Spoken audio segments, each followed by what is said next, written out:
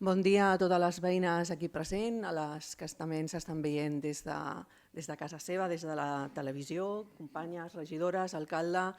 Primer de tot, voldríem manifestar el nostre malestar per fer aquest ple en dissabte, dia 27 de desembre, fent que treballadores de l'Ajuntament i companyes de la televisió de Cardedeu treballin innecessàriament un dissabte enmig de les vacances de Nadal.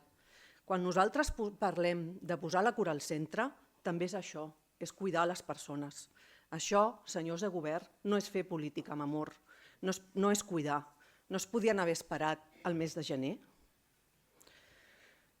Avui, amb la renúncia de l'alcalde Josep Casada, arribem a un final d'etapa de 2 anys i mig, un final que no hauríem volgut començar, ja que ens hagués agradat tenir un govern independentista. Les forces independentistes sumaven majoria, però sabem que el joc democràtic és així, i al final aquest pacte entre PSC, Junts i Gent pel Canvi ens va portar aquest govern. Un pacte que ja des del seu inici va prioritzar interessos clarament partidistes i personalistes. Avui nosaltres venim a fer un balanç crític però constructiu del que ha estat aquest mandat des del maig del 2023. El pla d'actuació municipal, que pensem que molta retòrica i poca concreció visible. Aquest pla va ser presentat pel govern destacant eixos com la visió holística del benestar, sostenibilitat, inclusió, lideratge comunitari i participació ciutadana.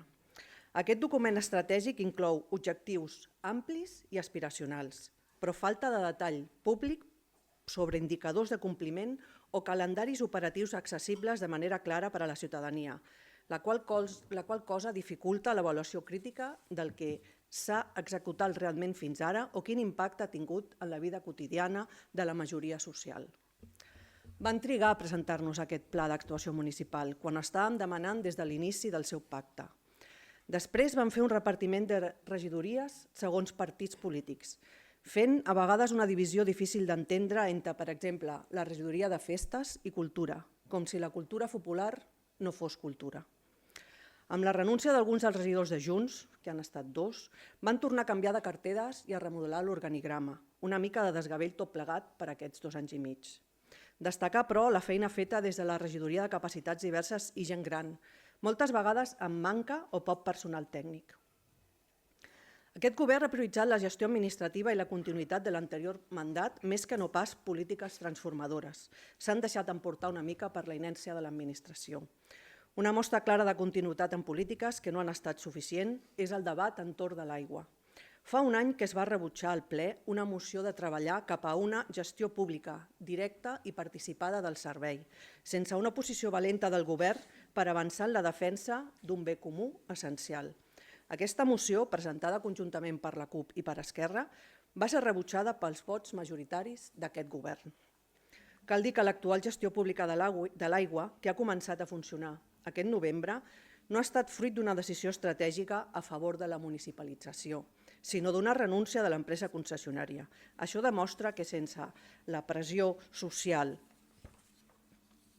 i política, el govern no impulsa per iniciativa pròpia aquest tipus d'avenços que haurien d'estar alineats amb els principis de drets i béns comuns. Gràcies a la taula de l'aigua i a la comissió d'estudi participada, finalment s'ha optat per la municipalització de l'aigua. Però cal recordar que els partits de govern ni tan sols portaven en el seu programa aquesta proposta. Un altre exemple és l'Escola Bressol, que tampoc apareixia als seus programes i que gràcies a la pressió de persones organitzades ja des del primer ple amb la plataforma Prou Sorteig, on van fer pressió, ara ja és un projecte en construcció, tot i que pensem que el barri de la Granada no era el millor lloc per construir-la i esperem que s'ofereixi un espai per a l'associació de veïnes del barri i que també pugui ser un refugi climàtic, ja que no hi ha cap equipament municipal al barri i s'han quedat, a més, sense una plaça. I en relació a l'habitatge, han continuat amb el projecte de pisos al costat del Pla Marcell, projecte que s'estava treballant des del mandat anterior. El tema de l'habitatge sabem que necessita un llarg recorregut administratiu i per això ara vostès han arribat a posar la primera pedra. En conjunt, el balanç del govern PSC, Junts, Gent pel Canvi mostra un excessiu pes de la continuïtat administrativa i de la gestió rutinària sobre la valentia política i la transformació social que Cardedeu necessita. Les prioritats del dia a dia continuen sent sense realment prioritàries i molts dels objectius anunciats al programa d'acció municipal són encara poc visibles.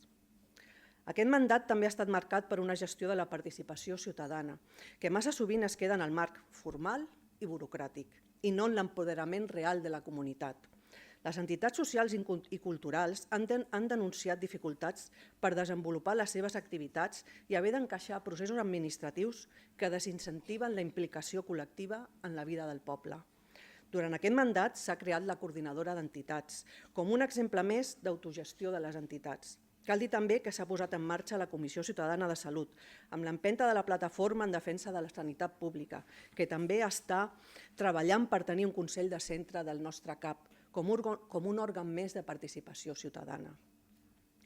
Malgrat que aquest Pla d'Acció Municipal parla de benestar i d'igualtat, poques accions concretes s'han implantat per prevenir violències masclistes, donar suport a les cures i combatre desigualtats estructurals.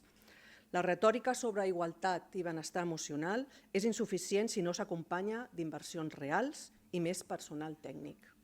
Fan minuts de silenci per les dones assassinades, però després voten en contra d'una moció en contra de la violència masclista.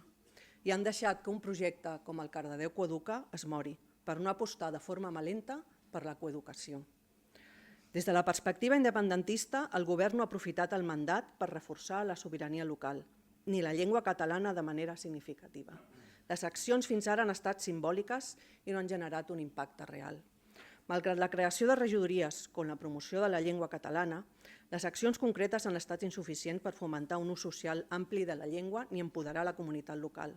Regidoria que es va crear a partir d'una proposta de l'oposició, però que tot just ara comença el Pla Local de Català. Un altre aspecte és el tema de la simbologia i com es va treure la bandera independentista de la façana de l'Ajuntament. Fins i tot durant la festa major es va tornar a treure la que van posar junts amb la de Palestina, que finalment ara ja està present al nostre balcó de l'Ajuntament. I alcalde, si ens ho permet, a vegades ha estat poc transparent com amb el tema de la piscina i no era només prudència, com ens deien en un ple fa poc. Altres ha reconegut els seus errors, cosa que agraïm, i en d'altres indiscriminadament ha donat paraula a torn de rèplica a discreció. I amb vostè hem jugat, i ho poso entre cometes, a fer primer els precs, que en principi no tenien resposta, però a vegades sí, i després les preguntes, que haurien de tenir resposta, però a vegades no en tenien. Què hem fet nosaltres com a CUP durant aquest mandat? Des del començament vam intentar fer govern, però un cop assumit que no volíem participar d'un govern a qualsevol preu, que per nosaltres eren importants les propostes programàtiques. Vam assumir que formaríem part de l'oposició. Hem fet una oposició crítica, però constructiva. Des de l'inici del mandat hem exercit el paper que ens pertoca, fer d'altaveu de les preocupacions del veïnat i portar al ple propostes concretes per millorar la vida de Cardedeu, encara que moltes vegades això hagi significat anar contracorrent. Hem posat sobre la taula l'emergència de l'habitatge, amb propostes clares per limitar l'ús especulatiu de l'habitatge i garantir que Cardedeu no sigui un privilegi només per a uns pocs. Hem defensat que l'Ajuntament ha d'anar més enllà del diagnòstic i assumir que el dret a l'habitatge requereix decisions valentes, encara que incomodin els interessos econòmics. Hem impulsat iniciatives per recuperar serveis bàsics sota control públic, com dèiem, la municipalització de l'aigua, perquè creiem que els béns comuns no poden estar sotmesos a la lògica del benefici privat, perquè l'aigua és un dret, no un negoci, i aquest debat l'hem forçat perquè fos present en aquest Ajuntament. En l'àmbit social hem fet propostes per reforçar les polítiques de joventut, perquè les persones joves no siguin les grans oblidades del municipi. I hem defensat una mirada feminista i comunitària en les polítiques públiques, especialment davant les violències masclistes i les desigualtats socials que encara persisteixen. També hem participat activament a totes les comissions d'àrea de drets socials. Hem estat al costat de les treballadores, tant de l'empresa pública C10 com des de l'Ajuntament, reclamant les seves millores de les condicions de treball, per exemple, en moments com l'onada de calor o com amb el tema del conveni laboral que encara està pendent de signar. Davant l'emergència climàtica, la CUP ha presentat propostes concretes, com la creació de refugis climàtics i un urbanisme adaptat a la crisi ambiental, perquè la sostenibilitat no pot quedar en declaracions genèriques, sinó que s'ha de traduir en actuacions palpables als carrers i als barris. També hem estat clares en la defensa del territori, pressionant perquè Cardedeu no continuï condicionant per projectes com la reserva del quart cinturó al POUM, que no responen ni a les necessitats del poble ni al context climàtic actual.